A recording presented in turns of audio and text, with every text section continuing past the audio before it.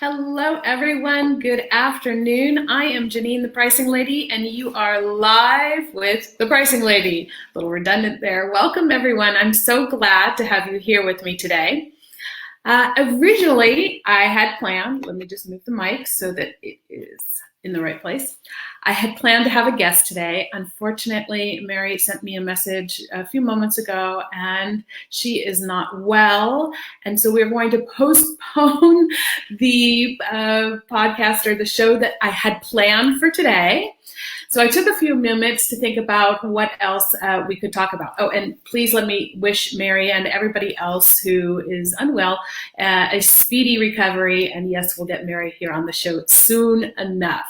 So thank you to those of you who are joining us. Unfortunately, as I said, my guest is not well and will not be able to join us. So instead of the original topic that we planned to speak about today, what I thought I would do is talk to you about something that I'm seeing a lot right now because of the global situation that we're in, is this urge or this feeling that we need to discount prices in order to save the business that we have or in order to make customers happy. Now, of course, customers are often quite happy when we discount prices. That's true. And sometimes that is only a short-lived thing, and sometimes that's something that can be there for the long term. But I'd like you put on your thinking caps when you feel that urge to offer discounts just because of the situation. I'd like you to think about and consider what are other ways that you can be adding value to what you bring people, to your community, to the people in your network that isn't destroying the value of what you're bringing them in terms of your products and services. Now, I've been paying attention over the past week or so to see how different companies and businesses are dealing with this. And one of the things that I've noticed is that a lot of, say, online businesses are actually offering delivery free of charge, which in these difficult times is a good way to incentivize customers without completely destroying the value of what you offer. So that is one way that I've seen. I've seen a lot of brick and mortar stores turn towards beefing up, if you will, or boosting their online business and how they're doing things. I was just reading today with IKEA that they are still, the store may not be open, but they are doing as much as they can to service people through their online business. So these are a couple of ideas. Now, for those of you who are just joining me now, you may be expecting Mary Bemis to be here with me today. Unfortunately, she has notified me she's not well and wasn't going to make her call. So instead, what we're talking about is what we can do when it comes to feeling this urge to discount our prices during these economic times. Now, I'm not saying there isn't a case in some cases to do that, but I'd like you to first exhaust the value side of this equation. So when we're looking at our pricing, we're having conversations with customers about pricing, we're always trying to keep this price value scale in balance. And when customers feel that the value and the price are out of balance, i.e. the price is too high compared to the value, on the price side of the scale, the only thing we're left with is lowering prices. But on the value side of the scale, we can add value, we can decrease value, we can do different things. So there's a lot more flexibility in there. I often talk to people about how they can, not manipulate, that's the wrong word here, how they can manage this say balancing of the value on the left-hand side of this equation.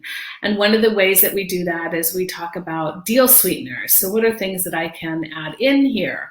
Or we talk about what are things that I can ask for when I have to give a discount, or things that I can remove from my offers when the price does need to change. And these are all really good things to think about before you're having that conversation with customers.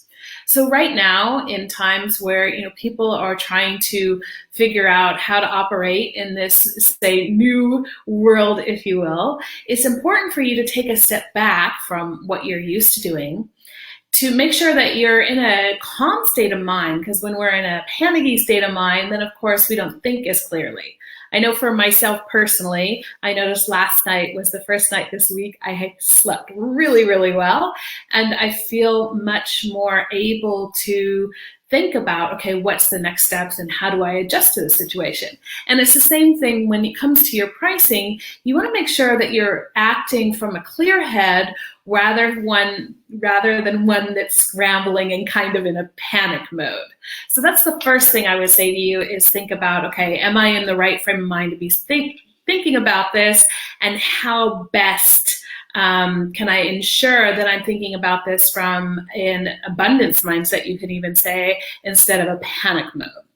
And then you want to think about, okay, what are the options that I have, and what are the consequences or the risks for my business? Now, of course, if people are buying less, or there's a perception that people are buying less, the instinct might be to reduce prices to get more customers. However, if you've watched anything that or read anything that I've done, you'll know that you will have to usually get a lot more customers in order just to break even. So that you need to do that math and understand that. You also need to consider, okay, what will my competition do? Will my competition react to that? And is that going to put me in the middle of a price war if I do something like that? So this is why I said, and what I said at the beginning, is that it's much more important to actually consider what you can bring as added value to keep your community close and connected, to keep you at the front of their mind. So when they are ready to purchase, not only are they thinking of you, but then they're also in a state of mind where they really understand the value that you can bring to them. Now, the next thing you want to think about is, how can I best communicate this to customers in the right way? So sometimes when we communicate a price decrease, for example, it may sound like a call of desperation, which is of course not what you want. Now, if you're talking about ways you can add value, which is what we want to focus on, not decreasing prices, then when it comes to adding value, what you want to focus on is what you're adding and why it's important. So what I see right now in a lot of, say, micro businesses is they're doing things to keep people connected virtually in their community.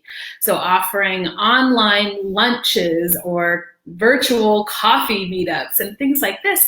And that's to help keep people engaged, or complimentary webinars as well. So there's a lot of different tools here that you can use to engage with your community in a way that will help you maintain the value and therefore be able to keep your prices where they are over the longer term.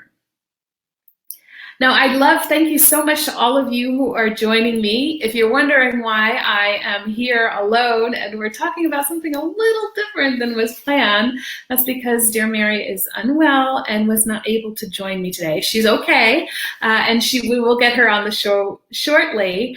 So instead, today we're talking about things we can do to resist the urge to discount our prices in a time like this.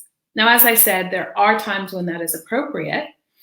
If you have questions about what I'm talking about, please go ahead and plop them into the chat, and I would love to take your questions. What are you thinking about doing with your pricing, or how are you thinking about adding more value to your customers now so that you can keep that sense of community with your people? Okay, now let me think. Where was I? We were talking about adding value, exactly, and how to communicate. Now, we also need to be careful when we communicate things around when we're, say, adding value, and especially complimentary or free of charge value. There always needs to be a balance in there. We want to give from our hearts and give generously, and keep in mind that we're also here trying to running our businesses and making an impact on the world. And so we need to keep that in balance. Now, we talked about different ways. So product-based businesses, a lot of them you see are offering free of charge shipping, and they have other means of keeping that community and bringing that value to you. And service-based businesses are turning to more virtual co-working and webinars. What else I have seen that I find very interesting is a lot of businesses are offering things that aren't actually necessarily related directly to their business. And this to me falls more into the community building. But I think it's an interesting aspect to think about because it can bring a lot of value to your network in a way that is, say, not pushing the sale. And that can make people feel very comfortable, especially at a time when the tendency might be towards feeling uncomfortable, right? So welcome to everyone who's joining us live. It's so good to see you. We're talking today about how we can resist the urge to decrease prices in a time like this, because of course that may be something that many businesses are considering. Now, the other thing to consider if you're thinking about it and you think it might be a good idea is for how long would you do that? So if you decided to go ahead and lower prices, one, you need to do the math. We said that earlier. Two, you need to communicate them well. But you also want to think about, do I make this a time-based thing that I'm only going to do it for a specific amount of time or for a specific amount of people? Or am I going to, what kind of boundaries will I have around this? Because when you have these boundaries, it helps you to be able to implement it more effectively, and it keeps you honest with yourself, right? So that's also important to think about, how can I frame this in a way that's not just good for my clients, but it's also good for my business in the medium to long term, not just the short term, right? Quite often when it comes to pricing in businesses will behave in a very short-term thinking way, and that gets them in trouble once you get further down the road. Because let's face it, customers like to have slightly slower prices, but once they get used to them, then it's harder to push them up again. So how can you maintain that value while still having a price that maybe isn't your usual price? Something else that you want to ask yourself and think about how you can best manage it. So welcome again to those of you who are watching. We are talking about what to do with your prices in these delicate, difficult times and how to go about or decide whether or not lowering your prices is the right thing for your business. If there are any questions out there, please go ahead and put them into the comments. I would love to hear from you. So as I was saying, there are many different options here when it comes to how to hold up the value in a time like this and how to create community and bring people together so that you don't have to actually discount prices. I think that it's probably too early in most industries to actually be discounting prices. People are still trying to figure out what's going on. I was reading some articles today that also online businesses in many aspects are actually booming right now. And the first insights that we have is that in some ways people are spending more money now that they're at home rather than less. Now that may not last forever, but it's also something to think about. What is the right time for you to make such a move? If that indeed is what you're going to do. So as you can see, there are many different things to consider here when it comes to what to do with your prices right now in your business. There's opportunity to be had on both sides. You have to think about what's really going to work best for you, for your client base, and your business. And let me be really honest about something here, because I know a lot of you have talked to me about being fair in your business. Now, fairness is a two-way street at the very least, right? So you've got to not just be fair to your clients, you also have to be fair to yourself.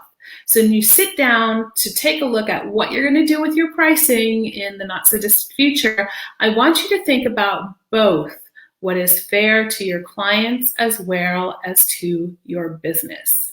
Yeah, that will help you make decisions that will keep you there for the longer term, which is ultimately what you want. That's what I have for you today, ladies and gentlemen. Once again, my apologies for this sudden change in topic of the program today. Mary, I wish you all the best, and I hope you get well soon. And we will get you on the show as soon as possible. Everyone else, if you have questions, if you're struggling with what to do with your prices right now and have questions about that, go ahead and plop them into the comments there. I'll be checking that later after the show to see if there's something that I can do to support you in your own pricing journey right now. So all the best to everyone. Stay safe, stay healthy, and as always, enjoy pricing, everybody.